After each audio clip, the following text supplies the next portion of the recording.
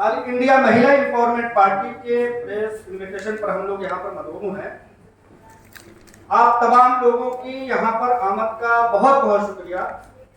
तहे दिल से हम आपके शुक्रगुजार हैं कि इस प्रेस कॉन्फ्रेंस को, जिसको दिल्ली प्रदेश all India Mahila empowerment party ने मुनाकिद किया है, इस खुशखबरी के साथ ये खबर आप लोगों के जरिए से तमाम दुनिया भर, न सिर्फ दिल्ली में, पहुंचाने के लिए कि जो मौजूदा एमसीडी इलेक्शन है दिल्ली में, उसमें हमारी party all India Mahila empowerment party शिरकत कर रही है, बड़ी तादाद में शिरकत कर रही है, पुरजोर अंदाज में शिरकत कर रही है।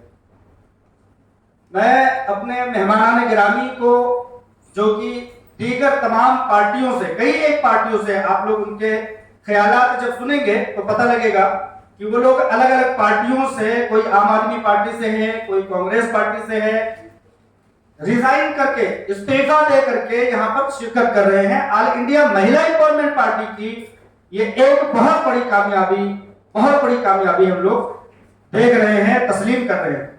जैसा कि आप लोग जानते होंगे कि मुल्क के कोने कोने में आलमा डॉक्टर नौहरा शेख साहिबा की क़यादत में महिला एम्पावरमेंट पार्टी बदस्तूर चलनी शुरू हो गई है। 2017 में इस पार्टी को लॉन्च किया गया था। दरमियान में थोड़े मोड़े ऐसे रुकावटें आने के बाद अब फिर से बहुत बेहतरीन अंदाज में ये पार्टी चल चुकी है। हिंदुस्तान के तमाम कोनों में ये अपनी मौजूदगी दर्ज करा रही है। आपका कम से कम वक्त लेते हुए मैं तमाम मेहमानान गिरामी का, तमाम एमईपी में शिरकत कुनंदगान का नाम के साथ तारुफ करा दूं। नसीरुल हक साहब झिंझानवी सर, मेराजुद्दीन कुरैशी साहब, मोहिता जैन साहबा, सबीहा उल्वी साहिबा, इशरत जरीन जोजा मरहुमा जस्टिस सरदार अली साहब, ये लोग आप लोगों के सामने जो है अभी अल्हम्दुलिल्लाह मौजूद है। मैं अब प्रोग्राम की कार्रवाई को बदस्तूर आगे बढ़ाते हुए, जैसा कि मैंने बताया कि आलमा डॉक्टर नौहरा शेख साहिबा के क़यादत में ये पार्टी मुल्क के कोने कोने में चलती रही है, आगे भी चलती रहेगी और अब दिल्ली में ये अपनी मौजूदगी दर्ज करा रही है। आज के वक्त में आप ये कह सकते हैं कि अभी फिलहाल वक्त कम रह गया है, लेकिन आप लोगों को बता दूं कि वक्त आइंदा ये कम नहीं रह जाएगा। आज हमारी शुरुआत है, इंशाअल्लाह ताला ये चीज बदस्तूर बढ़ती जाएगी। महिला एम्पावरमेंट पार्टी इंसानियत और इंसाफ में भरोसा रखने वाली एक पार्टी है। मुल्क में अक्सर व बेशतर पार्टियां जो हैं वो भाईचारे पर कोई बातचीत नहीं करती हैं, हुब्बुल वतनी पर कोई बातचीत नहीं करती हैं, ख्वातीन के मामलात पर कोई बातचीत नहीं करती हैं, यहाँ तक कि दबे कुचले गरीब मुफलिस मफलूक हाल लोगों पर कोई बातचीत नहीं करता है। पैराशूट के जरिए से वो चलते हैं और उसी तरह की वो बातें करते हैं। आलमा डॉक्टर नौहरा शेख साहिबा ने यहाँ पर ये अहद किया है कि हम गरीबों की, मुफलिसों की, ख्वातीन की, बच्चों की, यहाँ तक कि जिनका नाम लेना लोग गवारा नहीं करते हैं, सिर्फ और सिर्फ सियासत करते हैं उनके नाम को लेकर के, उन झलाओं को आलमा डॉक्टर नौहरा शेख साहिबा यकसर नजरअंदाज करते हुए इस पार्टी का क़याम करती हैं। All India Mahila empowerment party MEP, AIMEP, justice for humanity, इंसाफ इंसानियत के लिए। नेशनल प्रेसिडेंट आलमा डॉक्टर नौहरा शेख साहिबा, उनके ताल्लुक से आप लोग जब देखेंगे, किताबों में पढ़ेंगे तो आप लोगों को पता चलेगा कि वो एक ऐसी शख्सियत है जिन्होंने बगैर किसी ताकत के, सिर्फ अपने ओन बिजनेस के सहारे से वो कारकर्दगियां कर दिखाई हैं जो आज की हुकूमत, सेंट्रल हुकूमत, रियासती हुकूमत कर पाने में नाकाम रही है। मिसाल के तौर पर आपको बता दूं कि जब उरी बम धमाका हुआ तो उसमें 20 जवान शहीद हुए, उनको किसी भी हुकूमत ने हौसला अफजाई नहीं किया। लेकिन आलमा डॉक्टर नौहरा शेख साहिबा ने तमाम उन लोगों की पार्टी, उनके घराने के लोगों को बुला करके और उनकी हौसला अफजाई की, उनके अखराजात को बांधा। तो इस तरह के सैकड़ों ऐसे मामलात हैं, सैकड़ों ऐसे वाकयात हैं अलमा डॉक्टर नौहरा शेख साहिबा के ताल्लुक से। जब आप लोग सुनेंगे तो आप लोग ये समझ जाएंगे कि अगर ये अपनी ताकत पर ऐसा सब कुछ कर रही है, इतने बड़े बड़े कारनामे नुमाया अंजाम दे रही है, जिस दिन इनके मामले पर, जिस दिन इनके हाथ में सत्ता पावर के कोई ताकत आ गई, वो मजीद और बेहतर कर पाएंगे। आप सब लोगों के सहयोग से हम लोग और आगे जाएंगे। आप लोग हमारी बातों को, हमारी कवरेज को आगे पहुंचाइए।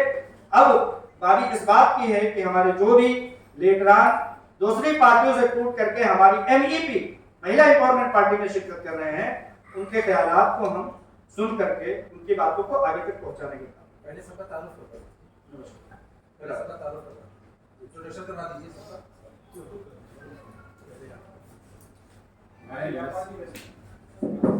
नसीरुल हसन जिंजानी नाम है मेरा जनाब। मैं कांग्रेस पार्टी में था, चेयरमैन था इंदिरा गांधी इंस्टीट्यूट का, और अब मैंने ज्वाइन की है।